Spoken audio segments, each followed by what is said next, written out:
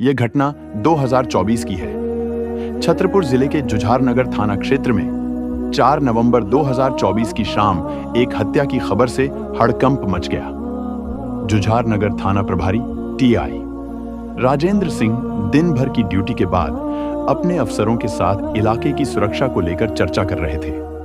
तभी उन्हें सूचना मिली कि गांव की एक बुजुर्ग महिला सुनीला सिंह की किसी ने बड़ी बेरहमी से हत्या कर दी है। उनकी लाश उनके घर के पास फेंकी गई थी। मामला बेहद गंभीर था, इसीलिए टीआई राजेंद्र सिंह ने तुरंत एसडीओपी लव कुश नगर नवीन दुबे और एसपी छतरपुर अगम जैन को घटना की जानकारी दी। इसके बाद वे खुद मौके पर पहुंचे। सुनीला सिंह अपने बेटे और बहू के साथ गांव में रहती थी। जब पुलिस मौके पर पहुंची तो उनकी लाश घर के पास जानवर बांधने वाली जगह के बाहर पड़ी थी। उनके सिर को कुचल दिया गया था। पुलिस को मौके पर मृतका के बेटे ने बताया कि वह दोपहर तक घर में ही था, फिर वह किसी जरूरी काम से बाहर गया। लेकिन जाने से पहले जब उसने अपनी पत्नी से कहा था कि वह अपनी सास का ध्यान रखे। करीब 2 घंटे बाद गांव वालों से खबर मिली कि सुनीला सिंह का शव घर के बाहर पड़ा है। यह सुनकर वह तुरंत घर लौटा और जैसे ही उसने अपनी मां की हालत देखी तो स्तब्ध रह गया।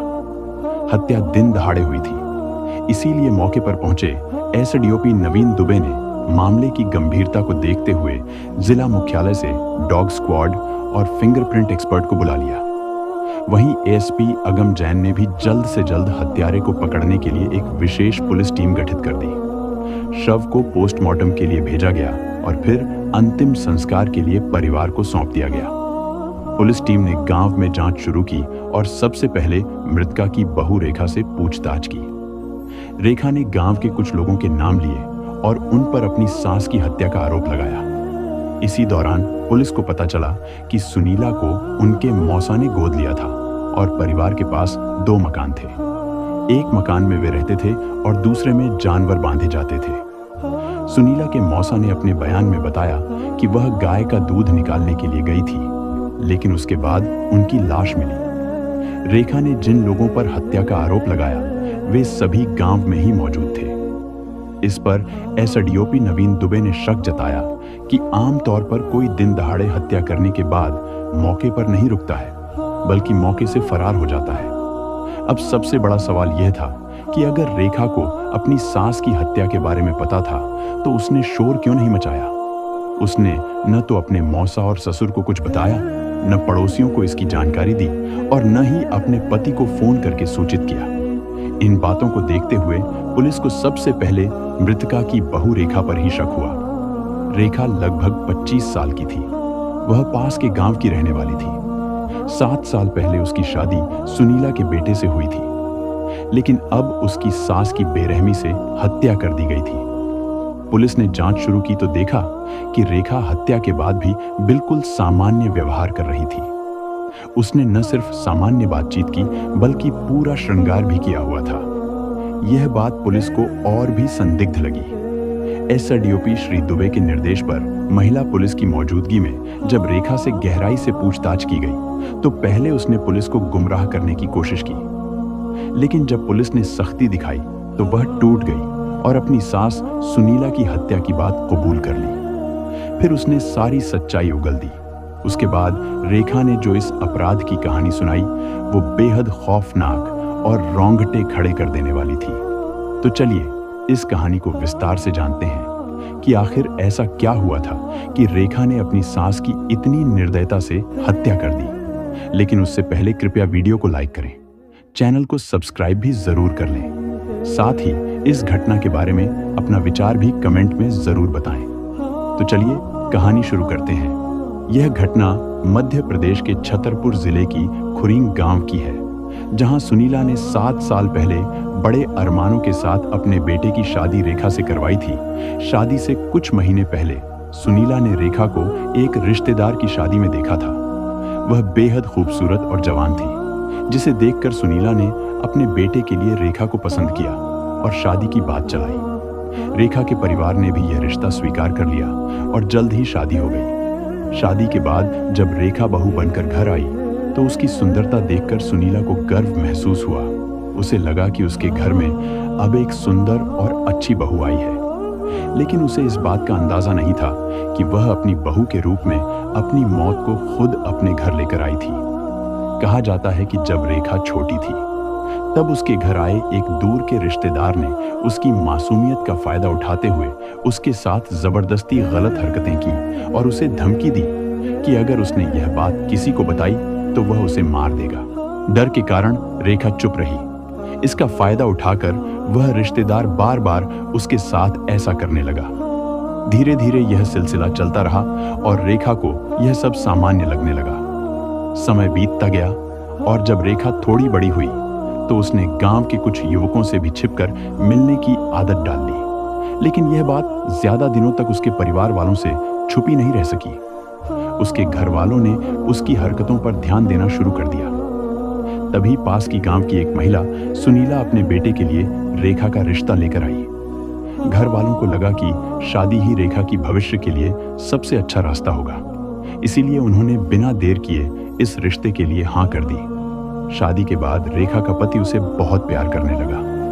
वह हमेशा उसे खुश रखने की कोशिश करता और उसकी हर जरूरत का ख्याल रखता था। इससे रेखा को कभी कोई कमी महसूस नहीं होती थी। लेकिन उसका पति एक मजदूर था और उसे अपनी रोजी रोटी कमाने के लिए दिन भर काम पर जाना पड़ता था। क्रैशर पर काम करने की वजह से वह बहुत थक जाता था और घर जाकर जल्दी सो जाता था। धीरे धीरे रेखा को यह महसूस होने लगा कि उसका पति उसे पहले जैसा समय और प्यार नहीं दे पा रहा है। वह अकेलापन महसूस करने लगी और परेशान रहने लगी। उसे अपने अंदर एक खालीपन लगने लगा जिसे भरने के लिए वह किसी और का सहारा लेने की सोचने लगी। लेकिन ससुराल में यह मायके जैसा आसान नहीं था। उसकी सास सुनीला बहुत सख्त और सतर्क महिला थी। वह रेखा पर ध्यान रखती थी और उसे सिर्फ जरूरी कामों के लिए ही बाहर जाने की इजाजत देती थी। इससे रेखा की बेचैनी और बढ़ गई। इसी बीच उसकी नजर पड़ोस में रहने वाले सचिन पर पड़ी, जो लगभग 20 साल का था। जब रेखा की शादी हुई थी तब सचिन बहुत छोटा था और उसके पति को भैया कहता था, इसलिए वह रेखा को भी भाभी बुलाता था। पहले वह अक्सर रेखा के घर आता जाता रहता था, लेकिन बड़ा होने के बाद और काम में व्यस्त रहने के कारण उसका आना कम हो गया था। फिर भी कभी कभी वह उनके घर आता था। चूंकि वह पड़ोसी था और उसके परिवार से घनिष्ठ संबंध थे, इसीलिए उसकी सास को उसके आने जाने से कोई आपत्ति नहीं थी। एक दिन रेखा ने महसूस किया कि सचिन अब बड़ा हो चुका है। उसके मन में सचिन के लिए नए भाव जागने लगे। उसने सचिन की तरफ ध्यान देना शुरू किया और धीरे धीरे उसे अपने करीब लाने की कोशिश करने लगी। सचिन भी उसकी आंखों की भाषा समझने लगा और उसकी तरफ आकर्षित होने लगा। अब उसने रेखा और उसके घर पर नजर रखना शुरू कर दिया। गांव में सुनीला के 2 मकान थे। एक में पूरा परिवार रहता था और दूसरा मकान जानवरों को बांधने और उनके लिए बनाए गए कामों के लिए इस्तेमाल होता था। रेखा ने एक योजना बनाई और बहाने से जानवरों वाले मकान में जाने लगी। सचिन अक्सर रेखा को जानवरों वाले मकान में जाते हुए देखता था और किसी न किसी बहाने से वह भी वहीं पहुंच जाता था। रेखा समझ चुकी थी कि सचिन उसी दिशा में बढ़ रहा है जहां वह उसे ले जाना चाहती है। धीरे धीरे दोनों के बीच की दूरी कम होती गई और फिर जब भी मौका मिलता दोनों एक दूसरे की जरूरतों को पूरा कर लेते थे। फिर ऐसा समय आया जब सचिन को रेखा की इतनी लत लग गई कि वह दिन भर उसके घर के बाहर बैठा रहा था और मौके का इंतजार करता था। जैसे ही उसे पता चलता कि रेखा घर में अकेली है, वह तुरंत वहां पहुंच जाता था। रेखा भी जानती थी कि उसकी सास के घर से निकलते ही सचिन बिना बुलाए उसके पास आ जाएगा। इसलिए वह भी जैसे ही सास को घर से बाहर जाता देखती, अपने बच्चों को खेलने के लिए बाहर भेज देती और दरवाजे के पास खड़ी होकर सचिन का इंतजार करने लगती थी। जैसे ही सचिन घर में दाखिल होता, उनका शारीरिक संबंधों का खेल शुरू हो जाता था। चूंकि दोनों के घर पास पास थे, इसलिए सालों तक बिना किसी परेशानी के यह सिलसिला चलता रहा। लेकिन गलत काम ज्यादा दिनों तक छिपा नहीं रह सकता। रेखा का पति एक कैरेशर में काम करता था और दिवाली के समय काम कम होने के कारण कई दिनों से घर पर ही था। इस वजह से सुनीला के घर से बाहर जाने के बाद भी सचिन को रेखा से मिलने का मौका नहीं मिल पा रहा था। यह दूरी दोनों के लिए बेचैनी भरी थी। इसी बीच 4 नवंबर 2024 को सचिन ने रेखा को फिर से जानवरों वाले मकान में जाते हुए देखा और बिना कुछ सोचे समझे वह भी वहां पहुंच गया। दोनों एक दूसरे से पागलों की तरह लिपट गए और उन्हें इस बात का भी ध्यान नहीं रहा कि बाहर का दरवाजा खुला है। किसी भी समय सुनीला वहां आ सकती है। वासना में अंधे दोनों प्रेम लीला में मग्न हो गए, लेकिन तभी अचानक दरवाजे से सुनीला अंदर आ गई। अंदर का दृश्य देखकर सुनीला को गहरा झटका लगा। जिस बहू पर उसे गर्व था, उसे पड़ोस के लड़के के साथ इस हाल में देखकर वह स्तब्ध रह गई। इधर रेखा और सचिन का जोश पल भर में ठंडा पड़ गया। सचिन घबराकर जल्दी से कपड़े पहनकर वहां से निकलने लगा, लेकिन रेखा ने उसे रोककर कहा कि बुढ़िया अपने बेटे को सब कुछ बता देगी, जिसके बाद हमारा मिलना नामुमकिन हो जाएगा। इस पर सचिन ने कहा कि इसे खत्म कर देते हैं। रेखा भी इस बात के लिए तैयार हो गई। दोनों ने पास पड़ी ईंट और पत्थर उठाए और सुनील का सिर कुचलकर उसकी हत्या कर दी। फिर शव को घर के बाहर कुछ दूरी पर फेंक दिया और सचिन अपने घर चला गया। दोनों को लगा कि बहू होने के कारण पुलिस रेखा पर शक नहीं करेगी, लेकिन ऐसा नहीं हुआ। पुलिस ने 24 घंटे के अंदर ही इस मामले को सुलझा लिया। इसके बाद रेखा के इस स्वीकारोक्ति के बाद पुलिस ने तुरंत छापेमारी की। उस समय सचिन गांव छोड़कर भागने की कोशिश कर रहा था, लेकिन पुलिस ने उसे गिरफ्तार कर लिया। पुलिस ने दोनों की निशानदेही पर खून से सने ईंट और पत्थर भी बरामद कर लिए, जिनसे हत्या की गई थी। इसके बाद रेखा और सचिन को अदालत में पेश किया गया, जहां से उन्हें जेल भेज दिया गया। जब रेखा के पति को यह सब पता चला तो वह अंदर से पूरी तरह टूट गया। उसे अपनी पत्नी पर पूरा भरोसा था, लेकिन जब पुलिस ने सबूत और रेखा के बयान उसके सामने रखे तो वह स्तब्ध रह गया। उसे विश्वास नहीं हो रहा था कि उसकी पत्नी इतनी घिनौनी हरकत कर सकती है। इस घटना ने उसे ना पूरी तरह तोड़ दिया। उसके लिए यह सब किसी बुरे सपने से कम नहीं था, जो खत्म होने का नाम ही नहीं ले रहा था। दोस्तों, आज की दूसरी कहानी राजस्थान के बूंदी की है। बूंदी शहर का रहने वाला पुलिस कांस्टेबल अभिषेक शर्मा 28 अगस्त 2019 को जब अपने घर से निकला तो उसने अपने घर वालों को बताया कि वह ड्यूटी ज्वाइन करने के लिए पुलिस लाइन जा रहा है। उसने कहा था कि वह अपनी ड्यूटी पूरी करके अगली सुबह घर लौट आएगा, लेकिन जब सुबह हो गई और अभिषेक वापस नहीं आया तो घर वालों की चिंता बढ़ने लगी। वे उसका इंतजार करते रहे, लेकिन पूरा दिन गुजर गया और अभिषेक का कोई पता नहीं चला। घर वालों ने जब उसे फोन किया तो उसका मोबाइल लगातार बंद आ रहा था। यह देखकर उनकी बेचैनी और बढ़ गई, क्योंकि अभिषेक पुलिस लाइन में ड्यूटी पर था। ऐसे में उसका अचानक इस तरह से लापता हो जाना और फोन बंद आ जाना बहुत ही चिंता की बात थी। परेशान होकर घर वालों ने अभिषेक के दोस्तों और रिश्तेदारों से भी संपर्क किया, लेकिन किसी को उसके बारे में कोई जानकारी नहीं थी। इसी बीच अचानक पुलिस लाइन से अभिषेक के एक दोस्त का फोन आया। उसने घर वालों को बताया कि अभिषेक उस रात ड्यूटी पर आया ही नहीं था। यह सुनकर घर वालों के पैरों तले जमीन खिसक गई, क्योंकि अभिषेक तो घर से यही कहकर निकला था कि वह ड्यूटी पर जा रहा है। फिर अगर वह पुलिस लाइन नहीं पहुंचा तो आखिर वह गया कहां? इस सवाल का जवाब ढूंढने के लिए घर वालों ने अपने रिश्तेदारों और परिचितों को भी उसकी तलाश में लगा दिया, लेकिन लाख कोशिशों के बावजूद अभिषेक का कोई सुराग नहीं मिला। जब कोई रास्ता नहीं बचा तो आखिरकार परिवार ने बूंदी पुलिस स्टेशन में उसकी गुमशुदगी की रिपोर्ट दर्ज करा दी। क्योंकि अभिषेक खुद भी पुलिस विभाग में था, इसलिए न सिर्फ उसका परिवार बल्कि उसके दोस्त और पुलिस महकमा भी उसे खोजने में लग गया। बूंदी पुलिस के लिए यह मामला किसी चुनौती से कम नहीं था। उसे गायब हुए 1 हफ्ते से ज्यादा हो चुका था, लेकिन उसकी कोई खबर नहीं मिल रही थी। जांच आगे बढ़ी तो पुलिस को पता चला कि भले ही अभिषेक पुलिस लाइन नहीं पहुंचा था, लेकिन उसके फोन की लोकेशन उस रात 12:30 बजे तक ट्रेस हो रही थी। फिर अचानक उसका फोन स्विच ऑफ हो गया और दोबारा ऑन नहीं हुआ। अब पुलिस के सामने एक ही तरीका बचा था, उसकी आखिरी लोकेशन का पता लगाया जाए। जब पुलिस ने उसकी कॉल डिटेल्स खंगाली तो उन्हें एक चौंकाने वाली जानकारी मिली। पता चला कि उस रात अभिषेक बूंदी पुलिस लाइन नहीं गया था, बल्कि वह अपने घर से 136 किलोमीटर दूर सवाई माधोपुर गया था।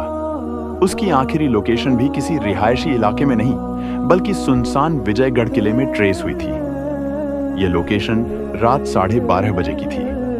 अब सवाल यह था कि अभिषेक अपनी ड्यूटी छोड़कर आधी रात को 136 किलोमीटर दूर एक सुनसान किले में क्या कर रहा था। जब पुलिस को यह पता चला कि अभिषेक का मोबाइल स्विच ऑफ होने से पहले उसकी आखिरी लोकेशन विजयगढ़ के किले में थी, तो उन्होंने दोबारा उसके परिवार से बात करने का फैसला किया। पुलिस यह समझना चाहती थी कि अभिषेक का विजयगढ़ या सवाई माधोपुर से क्या कोई संबंध था। क्या वहां उसका कोई दोस्त या रिश्तेदार रहता था? पूछताछ के दौरान अभिषेक की मां ने बताया कि उसकी शादी सवाई माधोपुर जिले के जरव्वा गांव की रहने वाली दिव्या से हुई थी। यह सुनकर पुलिस को शक हुआ कि कहीं अभिषेक अपने ससुराल वालों से मिलने तो नहीं गया था, खासकर इसलिए क्योंकि परिवार वालों के अनुसार उन दिनों अभिषेक और उसकी पत्नी दिव्या के बीच संबंध अच्छे नहीं थे। उनके झगड़े इतने बढ़ गए थे कि बात तलाक तक पहुंच गई थी और उन्होंने कोर्ट में तलाक की अर्जी भी दे रखी थी। अब पुलिस को यह जानने की जरूरत थी कि आखिर उन दोनों के बीच ऐसा क्या हुआ था कि उनका रिश्ता तलाक तक पहुंच गया था। इसी सवाल का जवाब ढूंढने के लिए पुलिस तुरंत अभिषेक की पत्नी दिव्या के मायके यानी जरव्वा गांव पहुंची और वहां उससे पूछताछ करने लगी। शुरुआत में दिव्या ने पुलिस के सवालों के जवाब टालने की कोशिश की। उसने कहा कि पुलिस को उसकी निजी जिंदगी में दखल देने की जरूरत नहीं है और वह इन सभी बातों से दूर रहना चाहती है। लेकिन पुलिस को शक था क्योंकि अभिषेक की आखिरी लोकेशन दिव्या के मायके के आसपास ही मिली थी। बार बार पूछताछ करने पर आखिरकार दिव्या ने वह राज खोल दिया जिसकी वजह से उसका रिश्ता अभिषेक से बिगड़ा था। दिव्या ने पुलिस को बताया कि यह घटना अभिषेक के गायब होने से करीब 1 साल पहले यानी जुलाई 2018 की है। उस समय उसकी ममेरी बहन श्यामा शर्मा, जो करीब 16 साल की थी, गर्मी की छुट्टियां बिताने के लिए उसके ससुराल आई हुई थी। श्यामा करीब 20-25 दिन तक वहीं रही और इसी दौरान उसका अपनी बहन दिव्या के पति अभिषेक से रिश्ता बन गया। दोनों छुप छुप कर मिलने लगे, लेकिन एक दिन अचानक दिव्या ने उन्हें आपत्तिजनक स्थिति में देख लिया। यही वह दिन था जब दिव्या को पहली बार पता चला कि उसकी छोटी बहन श्यामा, जो केवल कुछ दिनों के लिए वहां रहने आई थी, असल में उसके पति अभिषेक के साथ अवैध संबंध बना चुकी थी। इस घटना के बाद दिव्या बहुत आहत हुई और गुस्से में अपना ससुराल छोड़कर मायके चली गई। उसी समय उसने अभिषेक से अलग होने का फैसला कर लिया और तलाक की अर्जी कोर्ट में दे दी। अभिषेक के लापता होने की गुत्थी को सुलझाने के लिए पुलिस ने उसकी साली श्यामा की जांच शुरू की तो एक चौंकाने वाला खुलासा हुआ। पुलिस को पता चला कि श्यामा उसी गांव की रहने वाली है जहां अभिषेक की आखिरी लोकेशन मिली थी। उसका घर भी विजयगढ़ के किले के पास था जहां से अभिषेक आखिरी बार ट्रेस हुआ था। इस कड़ी को जोड़ते हुए पुलिस को शक हुआ कि कहीं इस पूरे मामले में अभिषेक और उसकी साली श्यामा के अवैध संबंधों की कोई भूमिका तो नहीं है। अभिषेक को गायब हुए 4 महीने बीत चुके थे, लेकिन पुलिस के हाथ अब तक कोई ठोस सुराग नहीं लगा था। हालांकि अब जांच सही दिशा में बढ़ रही थी क्योंकि अभिषेक का मोबाइल जिस जगह स्विच ऑन ऑफ हुआ था वह स्थान सवाई माधोपुर था। संयोग से अभिषेक का ससुराल भी सवाई माधोपुर में था और उसकी साली श्यामा भी वहीं रहती थी। अब पुलिस की पूरी जांच का केंद्र सवाई माधोपुर बन चुका था और शक की सुई अभिषेक की पत्नी दिव्या और उसकी साली श्यामा पर आकर टिक गई थी। पुलिस अब यह जानना चाहती थी कि इनमें से असली आरोपी कौन है। इसके लिए उन्होंने अभिषेक की पत्नी और साली के मोबाइल की लोकेशन और कॉल डिटेल निकलवाने का फैसला किया। इससे यह पता लग सकता था कि उस रात अभिषेक की आखिरी लोकेशन के सबसे करीब कौन था, उसकी पत्नी दिव्या या उसकी साली श्यामा। जब दोनों की कॉल डिटेल की जांच हुई तो सामने आया कि अभिषेक की पत्नी दिव्या से उसकी ज्यादा बातचीत नहीं होती थी, लेकिन उसकी साली श्यामा से उसकी देर रात तक लंबी बातचीत होती थी। इसी कॉल डिटेल में पुलिस को एक और नंबर मिला जिस पर श्यामा की बातचीत अभिषेक से भी ज्यादा थी। यह नंबर सवाई माधोपुर के रहने वाले नावेद रंगरेज का था। अब पुलिस ने यह जांच करनी शुरू की कि घटना की रात श्यामा कहां थी। जांच के दौरान यह बड़ा खुलासा हुआ कि जिस किले में अभिषेक की आखिरी लोकेशन थी उसी रात श्यामा की लोकेशन भी वहीं थी। इतना ही नहीं, नावेद की लोकेशन भी ठीक उसी जगह पाई गई जहां अभिषेक और श्यामा थे। अब पुलिस को पूरा यकीन हो चुका था कि अभिषेक की गुमशुदगी में श्यामा और नावेद का ही हाथ है। लेकिन इस पूरे मामले की जांच में 4 महीने बीत चुके थे और पुलिस पर इस केस को जल्द सुलझाने का भारी दबाव था। बिना समय गंवाए पुलिस ने श्यामा और नावेद को गिरफ्तार कर लिया और उनसे कड़ी पूछताछ शुरू कर दी।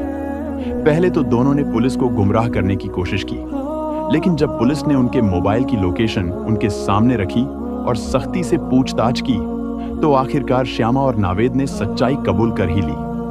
उन्होंने मान लिया कि 28 अगस्त 2019 की रात को उन्होंने मिलकर अभिषेक की हत्या कर दी थी। लेकिन अब सबसे बड़ा सवाल यह था कि उन्होंने ऐसा क्यों किया। जब पुलिस ने इस बारे में पूछताछ की तो श्यामा ने बताया कि साल 2018 में जब वह अभिषेक की जिंदगी में आई, तभी से उसके जीवन में हलचल मच गई थी। इसकी सबसे बड़ी वजह यह थी कि एक दिन अभिषेक की पत्नी दिव्या ने दोनों को आपत्तिजनक स्थिति में देख लिया था। इस घटना के बाद अभिषेक के ससुराल में भारी हंगामा मच गया था।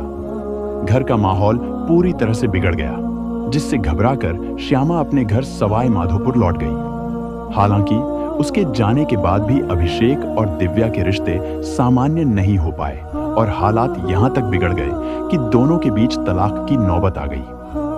पुलिस ने श्यामा से पूछा कि जब वह अभिषेक से प्यार करती थी तो फिर उसने उसका कत्ल क्यों किया। इस पर श्यामा ने बताया कि जब वह अभिषेक के साथ रिलेशनशिप में थी, तभी उसकी दोस्ती नावेद से भी हो गई। धीरे धीरे यह दोस्ती प्यार में बदल गई और अब वह अभिषेक को छोड़कर नावेद के साथ रहना चाहती थी। वह नावेद से शादी करना चाहती थी, लेकिन अभिषेक उसके रास्ते का रोड़ा बना हुआ था।